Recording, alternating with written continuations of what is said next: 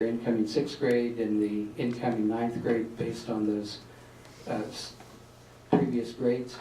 And village incoming projection is a pretty accurate measurement, but it takes us all the way.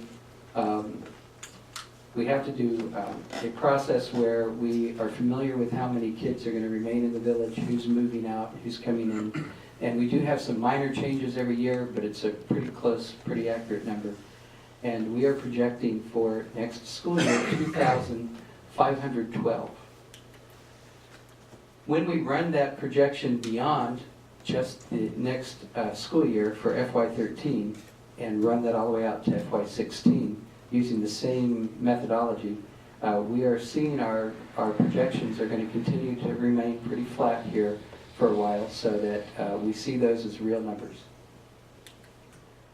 Our expanded enrollment history, going all the way back to 1990, is reflective of a population increase that you can see here that happened island-wide. And as a result, our school district picked up about 200 students, and then right in these years, and then those 200 students came down. We made budget adjustments accordingly right around this year. And then, as you saw that projection, the way it'll go out, we see that pretty much flattening out right there. These enrollment projections do not include known things such as some increasing of staff at the Coast Guard base and the increasing of a contract at the rocket launch and some other factors that we're seeing in our community. So we can actually anticipate these numbers going up. But using this formula, that's where we're going to project it. Our annual timeline, the budget handbook, this is an important addition to our program. Up until we started providing this for the public, no one had in their hand what we were basing our budget numbers on, how we staffed buildings, that sort of thing. And with this budget handbook, we have a breakdown on how we staff buildings, decide to distribute programs, and set the things that drive our budget. And the staffing formula piece has become quite popular. People are now looking at that and paying attention and asking questions. How can an elementary school program have a 1 to 25, where they would see, let's say at the high school program, a 1 to 22 teacher-student ratio? And what it is based on is program offerings and the actual distribution we have in our buildings. And that is going to be a subject of discussion, I feel certain, as we move into our FY14 budget process. And this will be something that I think when we go through that process early on can be a part of the conversation. And we're learning that when you change those numbers, you change the size of the budget very quickly. And that becomes a very important part of our conversation. School plans, budgets developed, we put those together from all of the information that we have built, and then we form a preliminary budget.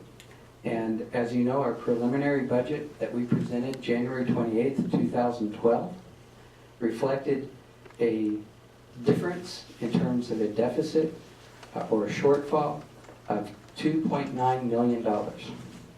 At that time, we were asking the borough to provide a local contribution of 2% more than what we had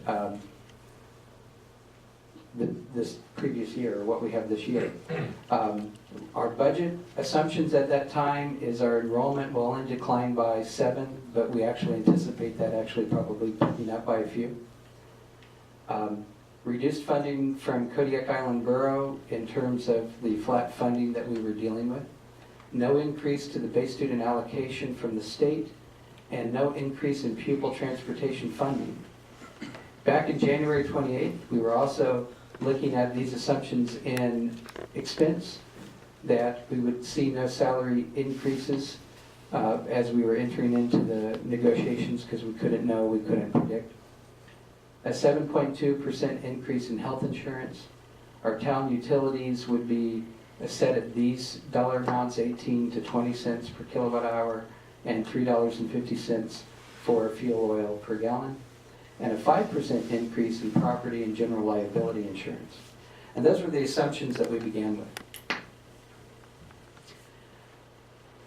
The contributing factors that represented the shortfall, and we can, there was a graph that I like to draw as I would talk to community members, where I would draw a line that would show what our increases were consistently on an average, and then how between some flat funding things that were happening at the borough level, and how the state had a gradual increase year to year, then stopped that and then was doing one-time money expenses, created this cliff that wasn't keeping up.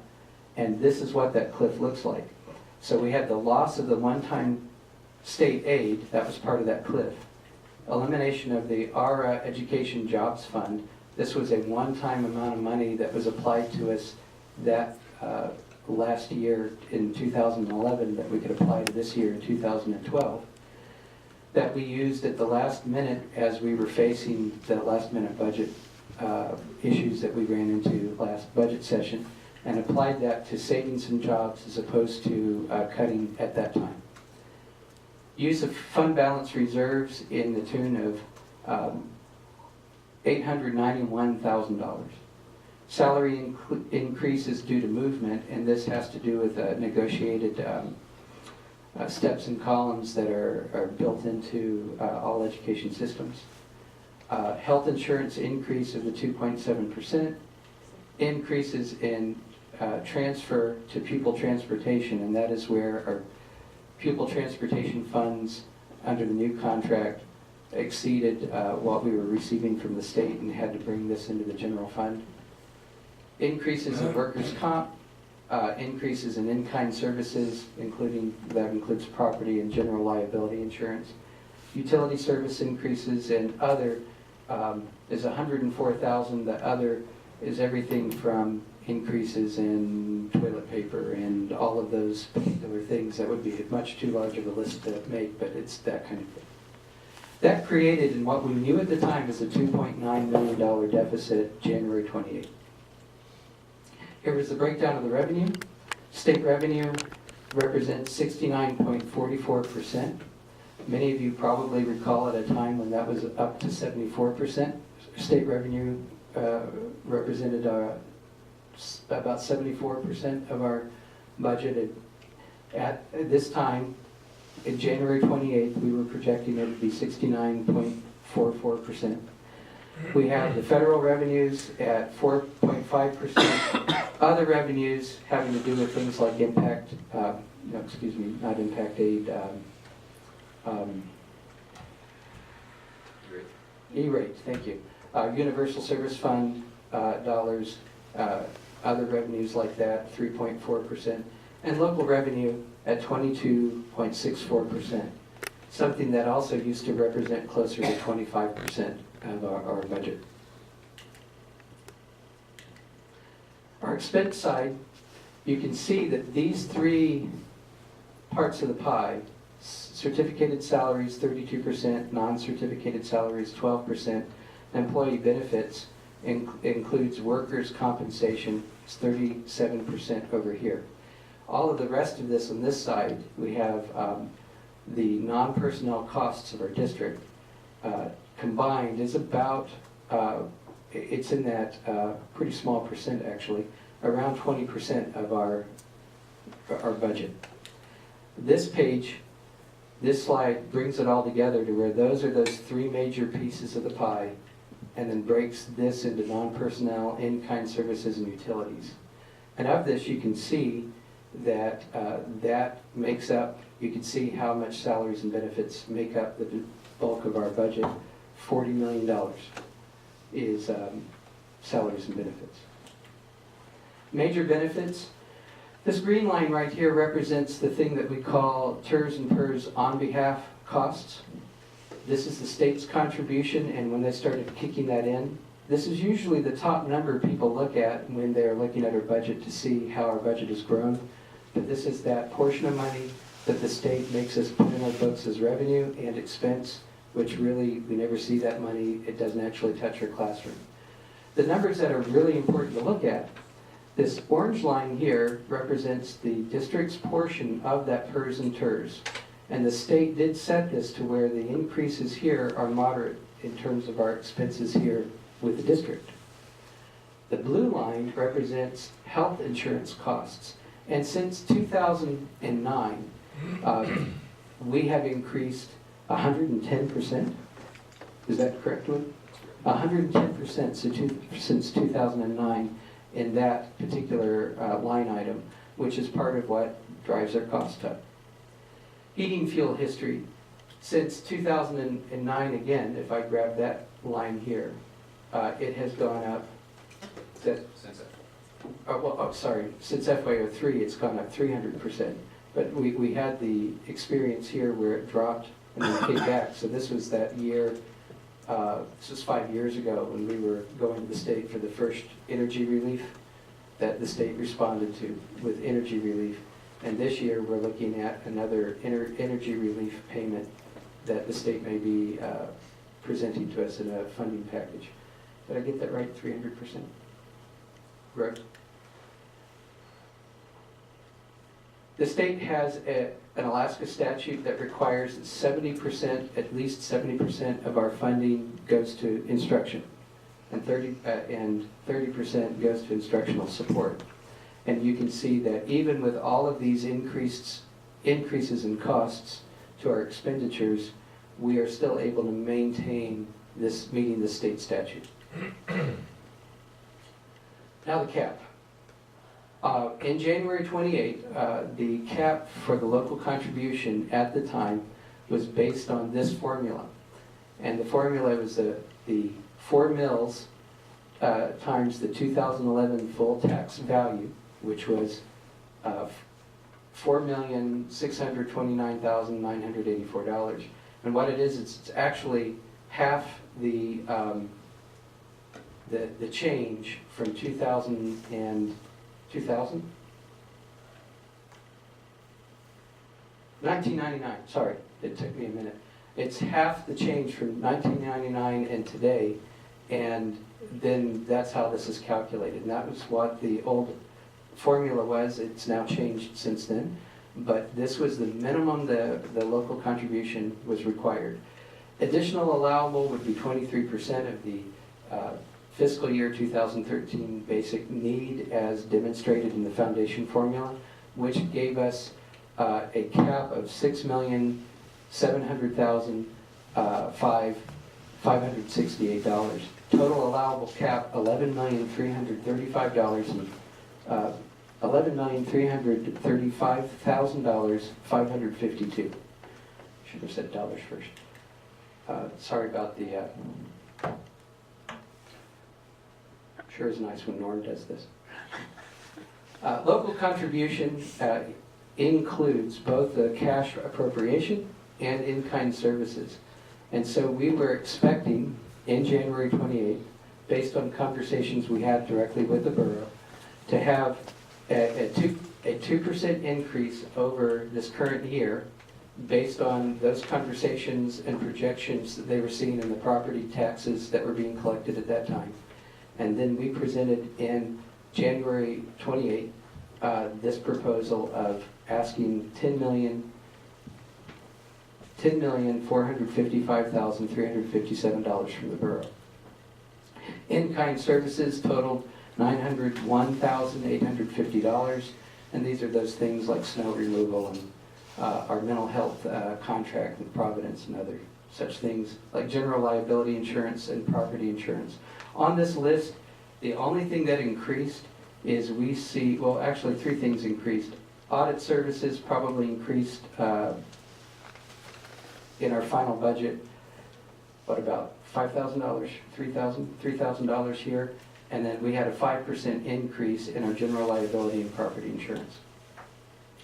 Our local support history, as we understood it in January, this line, the lighter green represents the total cap, the darker green is the actual local support that is either given or asked for. In the case of 2013, this was the level we were asking for in January. All of these other lines represent actual local contributions.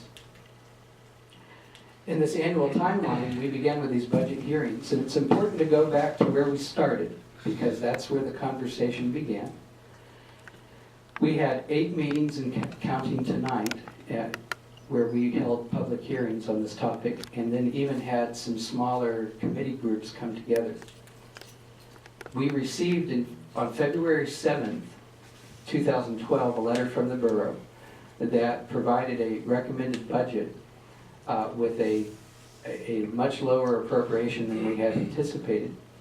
And this lower appropriation brought us from the $2.9 million deficit or shortfall we talked about in January, and brought us to the $3.5 million shortfall, where the borough came forward and said we can provide $9 million for an appropriation instead of flat funding us and what we were receiving this year, much less a 2% increase. That changed the conversation rather radically, because that's when this part of the process began.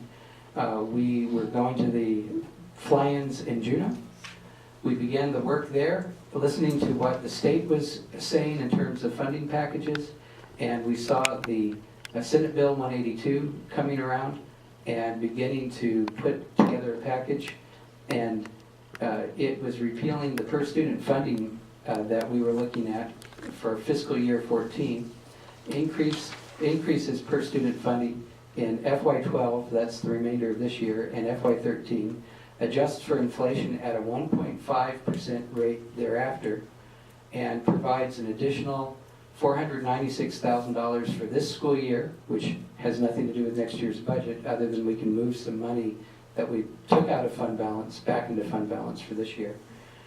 And then for next year, this additional funds of $557,000 gives us the ability to move money back into pupil transportation only, which is a special revenue, not our general fund revenue, not our general budget, and move those general dollars that should be in the classroom back to the classroom.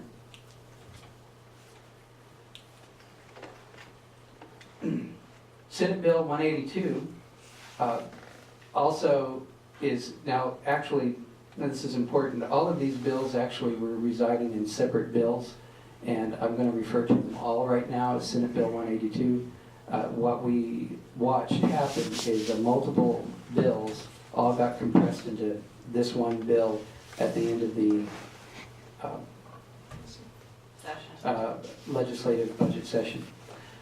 So what we have here is we do have an increase for a vocational funding factor that actually increases the vocational funding factor from 2012, which gave an additional percent to the block grant that we received, that 20% block grant, and it added a .005 to gain an additional $132,717 for FY13 to go into this vocational funding factor, and I believe that was actually for the technology piece.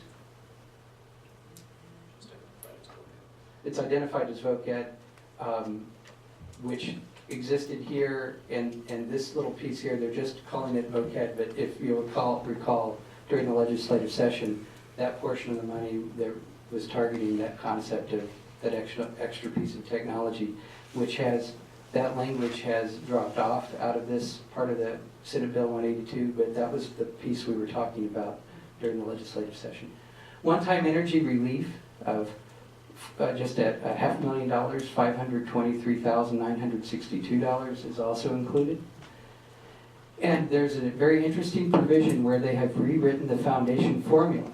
So what happened is, as we were looking at the local contribution cap just a few minutes ago, as we understood it in January when we set our preliminary budget, a change happened where instead of the 4 mills being multiplied to a dollar amount minus a dollar amount and then half that growth times 4 mills. That used to be what the old formula was based on. Now it's the total amount of property value in a given year without any fancy formula, straight up multiplied against a 2.65 mils. So they lowered the mill rate, uncomplicated the formula, put that in as the local contribution requirement. And then the foundation formula naturally then kicks in on the basic need.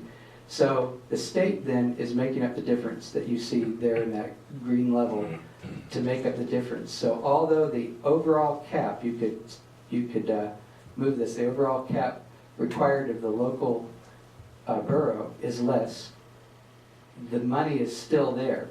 But what's interesting is it gives the impression of the state giving us an extra million without actually seeing the direct result of an extra million. It's sort of like subtracting something and then filling it back in still is the same, if that makes sense.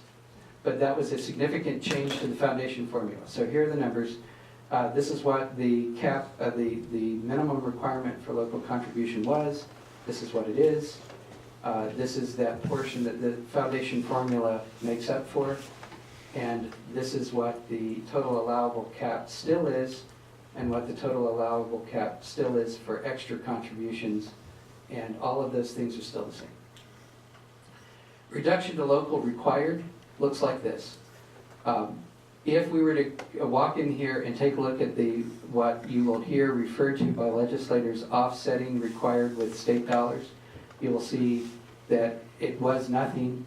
Now it's $977,000. And when you add this to this formula of the required contribution and total additional allowable, you end up with the same $11,365,991 that we would have been eligible for without this provision. And with this provision, the only difference is this resetting the total required or cap to the local contribution. So what happens is, and I wonder if we've got this in the next slide. There it is. So that means KIBS portion would be, instead of, in the past, it was the full $11,365,991. It is now $10,388,388. And if you'll notice, this changes the picture quite a lot. Prior to this moment, we were well over $1 million away from the cap as we started in January, and at the $9 million suggested appropriation from the borough, we were nearly $2 million away from that cap. Now, to meet that cap is only $138,038 away from the cap. So you can see how this is considered relief to the local borough, and the state's foundation formula picks up the difference. So it's a relief to the local borough to get us to the cap without that same size dollar amount. That was a big change. That was a huge change. Trying to think of something I can do to keep everybody from feeling the heat of this room and that after dinner feel here. So, Stuart? Yes. Hold on a second. Patrick? Is that a one-year change or a recurring forever change? That, unless they take action to change the foundation formula again, that's a permanent change until they take legislative action to change it, which when we first presented this to the board during our last work session last Monday, we were still researching to make sure that that was the case. We believed it at that time, but I couldn't hold the piece of paper that said it. This is an actual change to the foundation formula. So it would take actual legislation to change it again. So here's the full funding package. And all of that to be said, we started in January with a $2.9 million shortfall. We then in February found ourselves looking at a $3.5 million shortfall that we were trying to decide how we were going to balance the budget on that. And this total funding package now provides additional revenue of $2.6 million. pupil transportation funding, and what's important is we don't get to add that entire dollar amount to our general fund revenue because all we can do is take care of the portion that's pupil transportation, and anything beyond that goes into a surplus account within pupil transportation, which is a special revenue fund. Outside of that dollar amount, the rest of this goes into the general revenue, and it provides this additional funding. So, our preliminary budget began here with our estimate as we began had the $3.5 million shortfall that we saw in February, and that brings us to this new budget of a difference of $854,609. And that is a significant difference between where we started in January and February and where we are today. Very welcome. I can't imagine, speaking of nearly $1 million is a welcome budget cut, but $3.5 million, as we've said before, was literally going to change our whole educational program and put us in a whole different direction. The local revenue that we're asking for, that this is based on, is asking for the full cap, which I need to mention is only $138,000 more than what we are receiving in fiscal year 2012. That brings us to this cap.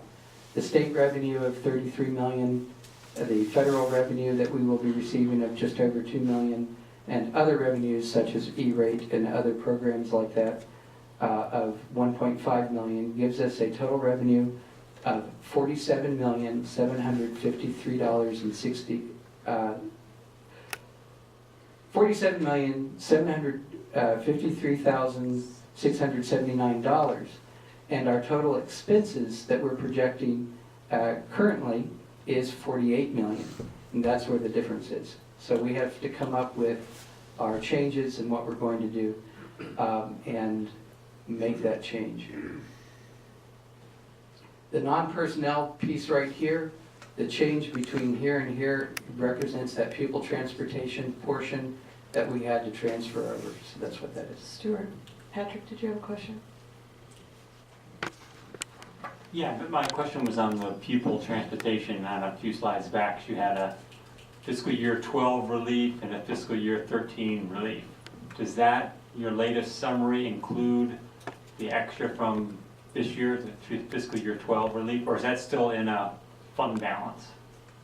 Correct. We take our fund balance and we've talked about fund balance before, so this might be a good time to just pause on that for a second. Fund balance is something that we're allowed or suggested to hold about 10% for a total operating budget for that fund balance. We never make it to that dollar amount. And so we usually hold somewhere between about 4 operational days of fund balance, usually in that $1 million range. Whenever we can bring it to $2 million, that is a more comfortable place, but by no means for a budget our size an overly large. In fact, it's quite small. And what that does, just to give you an example, if our district were to experience, let's say, 70 students fewer next year, that could eat up that whole $1 million in a heartbeat of costs that we would have to keep the doors open. So right now we're sitting at about $98,000 in fund balance, and as the year progresses and we see what our insurance refund and what our final numbers are, that could grow a little. But one of the things that will help it grow it is the returning of that kind of money that we've already taken out of fund balance. So it's not something that just goes into an account that immediately gets dumped back into our budget, because that won't help our picture. We need to have more than $1 million, closer to $2 million, to have a safe fund balance level. And that's what that money will be used for. Okay, with the pupil transportation funding, we increased our billing on, our billing on, from the transportation to $1 million from $750,000. So we didn't have any return to go back into the fund balance from last year, did we? didn't we increase our rate, or the pupil transportation increased our rate to $1 million, Yeah. rather than the year before when we were paying $750,000. That's what I want to make sure I understand your question. Are you talking about the actual contract, bus contract? Or are you talking about the revenue the state gives us for the bus contract? What are you talking about, Patrick? What I'm just trying to get in my head is the previous budgets that were presented where we had a $3.5 million deficit. Right. That was with zero left in the fund balance. Is that a correct statement? No. How much was left at that point? Okay, and remember at the beginning where I showed 3 concentric circles? Yeah. Where one of the budgets we work on at any given point in time is the audit of a previous year. The next circle is the budget that we're operating in right now and implementing. And then, of course, the one we're talking about today is the outer one of the FY13. When we talk fund balance is a function No, of... I understand all that. I'm just trying to compare. The previous budget, when there was a $3.5 million deficit, I would like to know, I think it would be good for the whole board to know that X amount was in the fund balance. And then compare that to your latest budget where we have a $800,000 or so deficit, and X account is in the fund balance, correct? That's what I'm just trying to compare the two. Well, Is it the same or and is so- it different now? And that's what I'm trying to answer, is that we had $980,000, I'm sorry, earlier I made that number 10 times smaller than that. $980,000 is our fund balance. And when we were at 3.5 million, it was the same, and under this new figure, it's the same, because fund balance is a function of a $47 million budget. Right. It's a hiccup can eat that amount of money up very quickly. And what we did is a substantial portion of that money was used also during the winter revision this year, where, as you recall, we had about 30 students fewer than projected in that enrollment, and it took $740,000 less money. We had to revise the FY12 budget. We made some trimming, some cutting, and moving some of that money around. Fund balance becomes a very fluid thing in that the money we didn't spend last year is the fund balance, and then as we do our winter revisions and adjust, spend some of that money, and then build up some of that money based on what we don't spend this year. And we started doing winter revisions, grabbing budgeted dollars and saying, no, we're not going to do that now, we're not going to buy that now. So we're trying to hang on to right at that $980,000 mark of what we're not spending right now. And the thing that will impact our fund balance for FY13 will be the insurance refund that we may or may not receive, which then will add more money to that based on how that breaks down. So we could talk about how that fund balance works for us, but if you were to immediately try and subtract that dollar amount from any shortfall or deficit, it would never work that way. We would never spend all of that fund balance to try and balance the whole budget, and we didn't even have enough fund balance to even come close to do that. Even at the $854,000 shortfall we currently have, if we were to spend that $980,000 of fund balance, that would leave us with so little money that literally one fluctuation in the fuel price or a few different students, we would be having to end the year early, or let staff go in the mid-year, that sort of thing. So the function of fund balance you'll never see in a budget like this. Unless, of course, we have to, at the very end, like we did last year. How much money, Luke, did we put towards fund balance for FY12 to balance things out right at the end? And that's not something that we commonly want to do. It was, what, about 600,000? That's correct. Yes. But that's how that works. I'm not sure, Commander McGilligan, if I answered your question. Is it clear to the rest of the board? I think I understand. Now, and that's different than the question that came up. Sure. Aaron, were you saying something?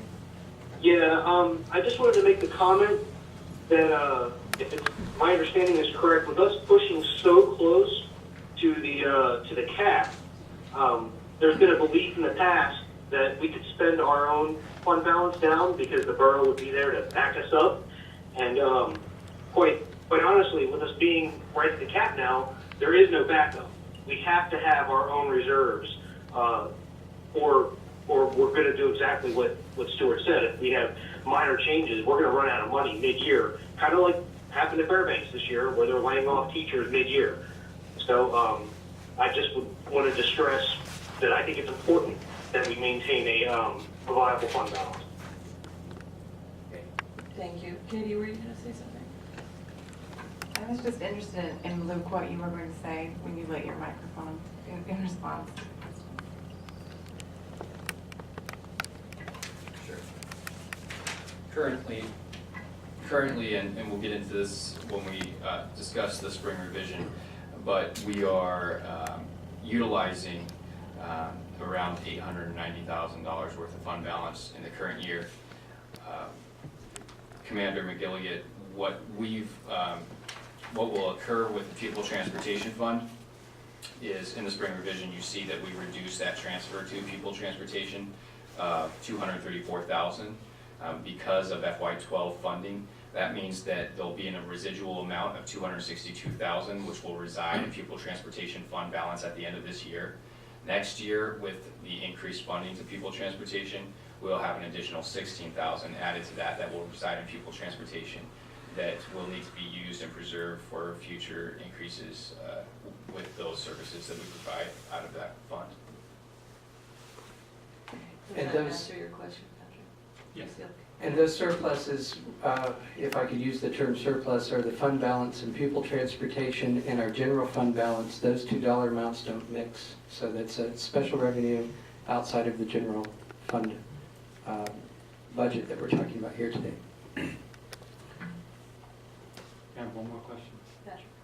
Patrick? So would it be fair to say with this change in the funding formula that the conversation for school boards that are low on money when they create their budgets every year, for us a couple of months ago, we were looking toward the borough and the state to help solve our problem. So in the future, is there going to be that a lot more school districts are at their cap for the local contribution? And then most of the focus now is just going to shift toward the state? If local boroughs do fund to the cap and the state took serious action to make that very easy for many of the boroughs to do just that, that is exactly what will be happening. If, as long as a local borough funds a district to the cap, they can't give any more, and that's exactly what would have to happen is the funds, then any additional funds have to come from the state.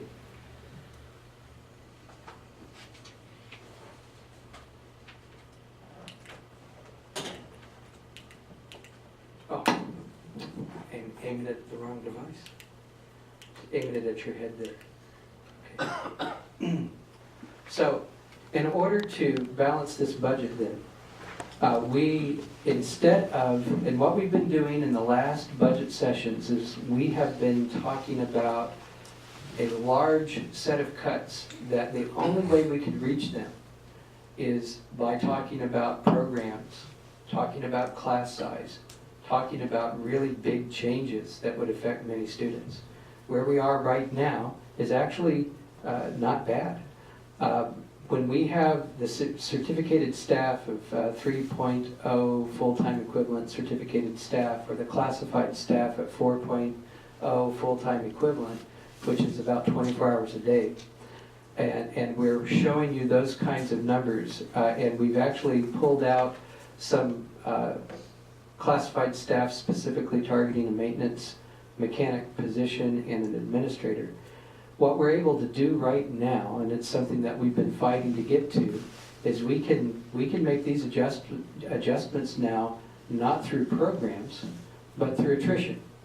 So we can make adjustments, maintain our programs, and our big focus at this point is for administration to make the necessary changes so that between now and August, with this kind of cutting these kinds of dollars out of our programs, depending on on just simple retirements and that sort of thing and moving people around, we will be able to achieve the $854,000 in cuts, have a balanced budget, and in August, literally be able to sit down and if we have a classroom show up, let's say a kindergarten classroom that has the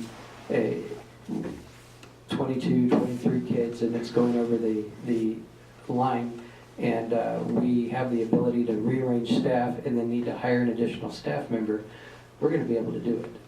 And so we're going to be committed to make class size the priority, be able to, through attrition, make sure that we've reduced this much out of the budget here, and then be able to handle and respond to class size issues in August. So instead of talking about program, are we going to live without music? Are we going to live without those specific elementary school counselors or whatever those programs were? We no longer have to do that if the borough meets us to the cap, the state, the governor signs the new version of Senate Bill 182. If that's signed in and is passed by the governor, whatever that term is, he signs it. That's our new reality. And this changed literally. We are 1 week from the time that this new reality hit us. And we're just 1 week into this. And that is a significant change and has changed our conversation radically. And that's where we're ending this budget process, and instead of having the conversation. And if any additional revenue should be found, can come into the mix, we certainly can do this last out, first in priority here. And just to give you an idea of why a position like that was singled out is pretty simple. This is a position that we have advertised, had in the budget, but could not fill. The qualifications we were looking for couldn't be filled. So we've gone ahead and put that. That's easy because that's not an actual breathing person right now. In non-personnel costs, you saw that it was $3.6 million is our non-personnel budget. But this is taking $250,000 out of that. That will reduce things like our school budgets on paper and toner and that sort of thing. But it's something that we can absorb to make this cut. These positions, things like we had 2 safety monitors at the high school, one of them left. The administration decided that they could live with 1, not 2. So those hours get pulled out of this, and it's that kind of attrition that we're looking at to reduce this, and that's how we're able to get here. And so if you were to ask me right now, well, who is this or who is this? The good news is they're not going to be anybody. It's going to be people that when the position becomes vacant and things move around and we move people around, we're going to make sure that the jobs that we need in front of students are going to be filled, and we're going to find ways through attrition to make this work so that it works.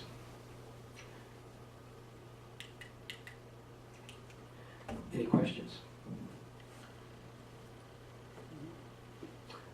Actually, before we get into too many more questions, we need a motion on the floor. Peggy? Move to adopt the FY13 budget in the amount of $47,753,679 with request for borough support in the amount of $10,388,388, of which $901,850 is in-kind services and $9,486,538 is appropriation. Second. Okay, it's been moved and seconded. Are there any questions from the board? Patrick? As far as the certificated staff and certificated staff especially, is that targeted for any type of school? Do you know at this point whether that's elementary school, middle school, high school? At this time, what we're going to be doing is, as master schedules are built in the schools and as student enrollment is known in each school towards the elementary, this will very likely mostly focus on things like the auto shop at the high school that has already been taken out of the master schedule as a separate auto shop teacher, but students will still have an auto shop opportunity, and that's part of an instructional program and plan. You saw all of this career tech organizations of students in front of you tonight. The one area that you won't see students going to competitions and receiving certifications in our program right now is an auto shop. All of the other programs have some kind of awards, recognitions, organizations, and certifications. Principal Watkins' intention is to move these students out to dealerships that have certificated mechanic programs. We're going to take a year off. That is going to be one of those cuts. So those are the kinds of cuts we're talking about. They're not going to impact program or opportunity for kids right now, but we can only do this at the current funding that we're asking for of the borough. If we do not receive these funds, we'll have to come back to the table, have another meeting, and then start talking about, okay, then what do we cut? But this can be achieved purely through attrition, not actually going to a person. So what you can anticipate, if this goes through smoothly, is during our next work session, we'll have a special meeting, and we will roll out non-tenured teaching contracts and to be approved by the board, and administrative contracts so that we can move forward, which we've been held at bay until this could be decided. Patrick, did you have any other questions? Any other questions from the board? Mr. Stevens, did you have any questions? Stuart, I just, the administrator position, is that, are you also anticipating that's going to come from attrition? Well, it's a combination of things. We're watching carefully as we, whether it's an enrollment issue out in our villages where we have a formula that based on a certain enrollment we'll have a principal, or the staffing formula requires that to become a teacher and receive support in a different way, or whether it's a program internally. We have at least 2 administrators right now that we know are moving on and will require some reshuffling of our administrative organization and deck. And we anticipate as we move into the next few months and into the summer, much like last year where we were talking about losing 1 administrator, we ended up losing 2. And we opted to go ahead and come up with an additional plan. The conference is about to end. Both of those administrators, one of them became the, one we funded their position with the home safety monitors and positions like a test coordinator, and then the other one we went ahead and let go. So we're going to be looking at that kind of organizational focus and change. And we know that it won't be in the budget, so I can't staff it, but it won't directly impact kids. We're trying to protect the classroom and take a look at those other services. We'll feel it. We're feeling the changes from last year, but we have to adjust given the new funding picture. Okay, thank you. Mr. Stevens? I'm sorry, I did remember one question I had. In the paper a few days ago, there was a note about one of the unions, not the certificated teachers, but one of the unions seeking a contract which involved, I think, a 5 or 6% raise. How, if at all, do the figures you've talked about tonight incorporate any negotiations or anything like that? Now, we have a spokesperson working for the board, working directly with negotiations, and we're currently in negotiations. And I believe the paper was, James Brooks was interviewing Linda McCool. I think she was the person interviewed, and she's also the spokesperson for KISA. And what she said in that was, yes, that was their initial offer. She also said that the purpose for the initial offer was to have a chance to express all of the concerns and issues that KISA has regarding their employment and the issues that they have around their working conditions. And she also said in that article that they're going to be coming back to the table and substantially altering their request and proposal. I don't know what that looks like yet, but we were scheduled to meet this Wednesday, and I think some things came up. We'll probably have a date change and meet the following week. But we're in negotiations, and that, she's already said in the paper, is going to be different. So I can't really speak to how different, but I know that they understand the condition we're in, the situation that we're in as a district, and I don't anticipate them holding a line like that, which she's already said in the paper. Okay, but my question was as to the figures you presented here tonight. The figures you presented tonight assume that there will be zero increase as a result of those negotiations, is that right? And if there is an increase, then the deficit you were talking about will increase somewhat. Correct. Yes. Okay. Any other questions from the board? Okay, so at this time, I will recess the public meeting and open up a public hearing for community comments on the proposed FY13 budget.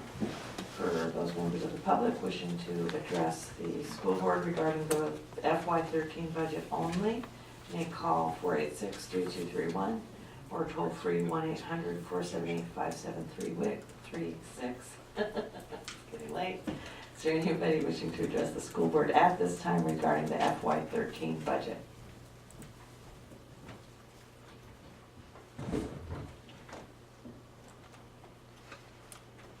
Seeing and hearing none, I will recess the public meeting. I will recess the public hearing and go back into the regular meeting. Lonnie, would you call the roll, please?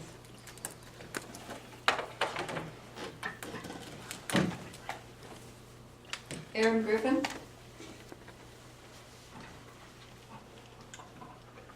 Yes. Katie Oliver. Yes. Peggy Robo, Yes. Melissa Morton. Yes, and the motion passes. For the listening audience, I do just want to remind everybody that we have a joint work session with the Borough Assembly on May 1st, 6:30 PM in High School Commons. This will be our opportunity to present our budget to the borough and make our official request of an increase of $486,000 based on what they estimated in the letter that they would fund us. So I encourage the community to show up for that meeting and express your interests to the Borough Assembly on how you would like to see education funded. Next item on the agenda, February 2012 Report of Revenues and Expenditures. Highlights, Lou? Just want to allow for any questions at this time. We covered this during the work session, so I believe some questions were addressed at that meeting. If there's any more, I'm happy to answer those. Do I have a motion first? Katie? Move to acknowledge receipt of the February 2012 Report of Revenues and Expenditures, year-to-date general fund revenues in the amount of $23,897,768, and year-to-date general fund expenditures in the amount of $22,135,423. Second. Okay, it's been moved and seconded. Are there any questions from the board? Okay, seeing none, Bonnie, would you call roll, please? Aaron Griffin, Yes. Peggy Robo, Yes. Katie Oliver. Yes. Melissa Morton. Yes, and the motion passes. Next item on the agenda, FY13, Title VII, Indian Education Act, grant, intent to apply, and public hearing. Yes, we are required to open the floor up for a public hearing during our intent to apply for the IDA grant. And this is something we do every year, and it's one of our entitlement grants. We're intending to apply for $191,817, and the floor is open as soon as you open it. Okay, do I hear a motion? Peggy? Move to approve the FY13 Title VII Indian Education Act grant, intent to apply in the amount of $191,817. Second. It's been moved and seconded. Are there any questions? I just have a quick one. This is an increase over last year, isn't it? Luke? Slightly? Yes, Yes. but it's not significant. Last year was 174,000 about, and it may be because of an increase in the population as we Okay. endeavor to count. Good. Okay. And the radio audience probably didn't hear that. This year it's 174,000 and some change. In this coming year, we're applying for $191,817. Okay, so at this time, I will recess the regular meeting and open the public hearing for public comment on the Indian Education Act grant intent to apply for members of the public wishing to address the school board regarding the Indian Education Act grant intent to apply. Can call in locally 486-3231, toll free 1-800-478-5736. Is there any member of the public wishing to address the school board at this time regarding the Indian Education Act grant intent to apply?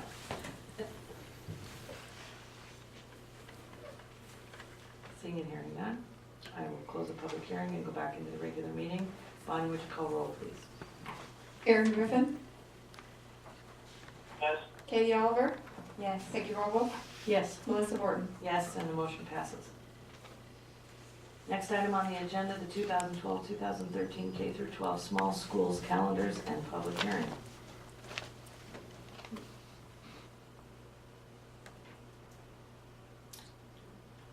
Yes, we have the small school calendars here. The last time this came before us during the work session, the only change is that Port Lions was not, their calendar was not with us during the work session. It is now, and they were working out a date, one of the days that after a parent-teacher conference, then schools usually closed before Thanksgiving and before spring break. And they were working to make an adjustment to have school closed immediately following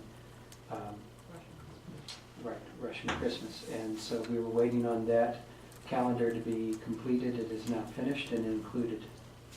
Do I hear a motion? Katie? Move to approve the 2011-2012 calendars for Akiak School, Chiniak School, Danger Bay School, Carluck School, Larson Bay School, Old Harbor School, Uzinki School, and Port Lions School as presented. Second. It's been moved and seconded. Or is there any discussion from the board? Questions?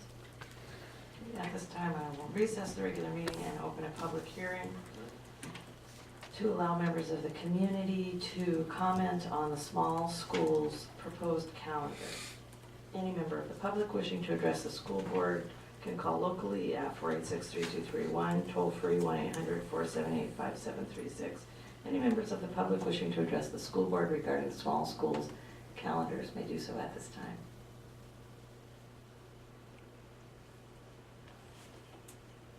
Seeing and hearing none, I will close the public hearing and go back into the regular meeting. Bonnie, would you call roll, please? Aaron Griffin, Yes. Peggy Orwell, Yes. Katie Oliver, Yes. Melissa Borton. Yes, and the motion passes. Next item on the agenda, the FY12 spring budget revision and public hearing. Luke, any highlights? Just want to cover a few, if that's okay with the board. I'll review these quickly. I know we're on a late schedule here.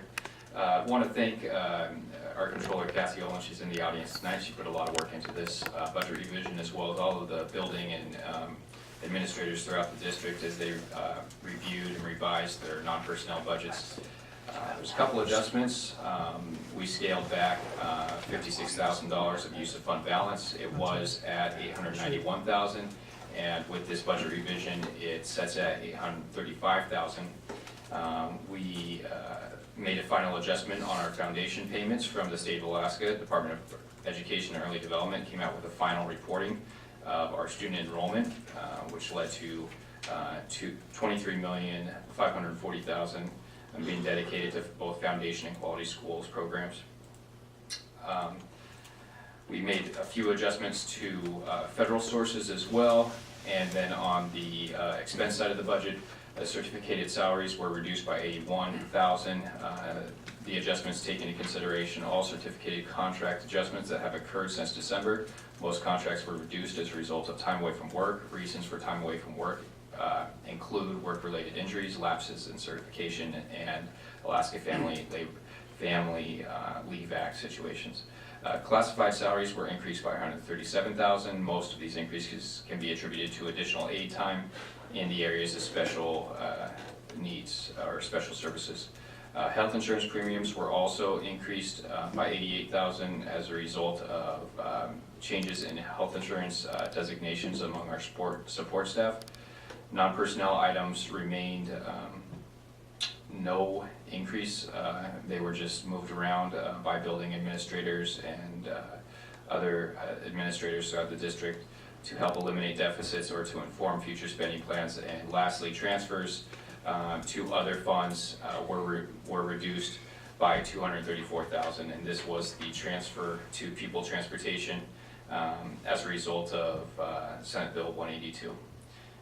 So if there's any questions from the board, I'm happy to answer those at this time. Otherwise, this is the spring revision. There will be one final revision prior to the audit, which will occur this summer. Otherwise, we're down the home stretch here with FY12. Okay, do I hear a motion from the board? Katie? Move to adopt the FY12 spring budget revision as presented by Chief Financial Officer Luke Folt. Second. It's been moved and seconded. Are there any questions from the board?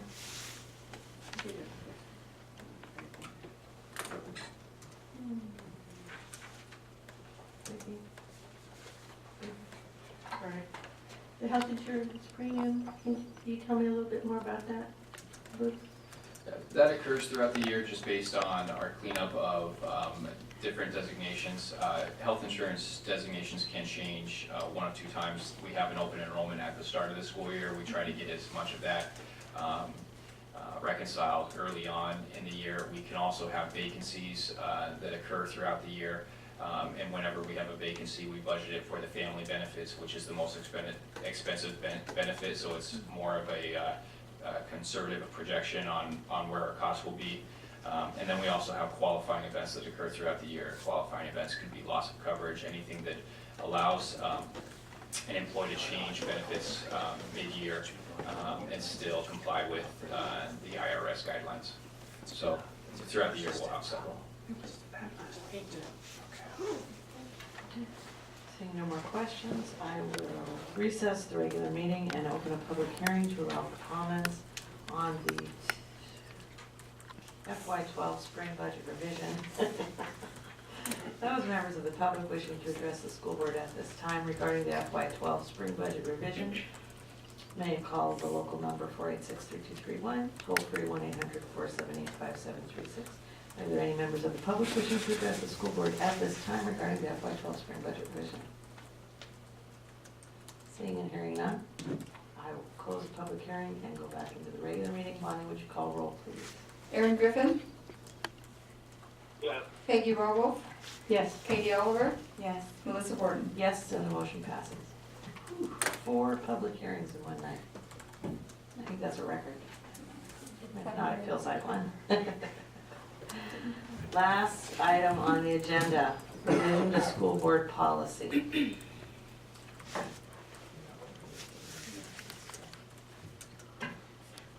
We saw these at our work session.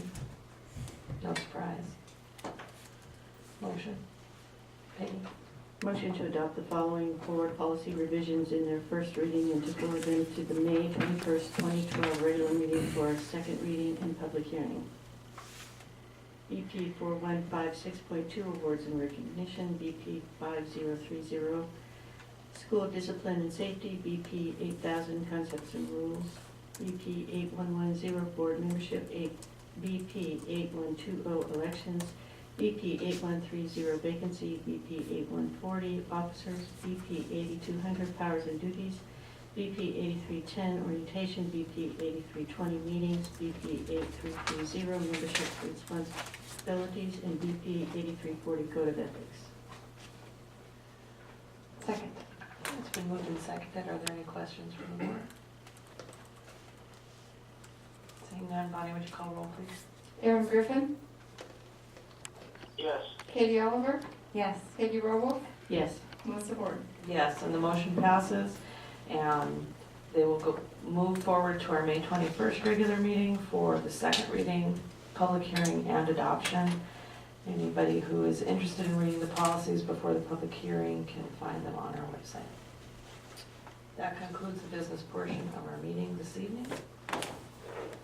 This is the second item Second opportunity on the agenda for the community to address the school board regarding matters they are concerned about that are not on the agenda.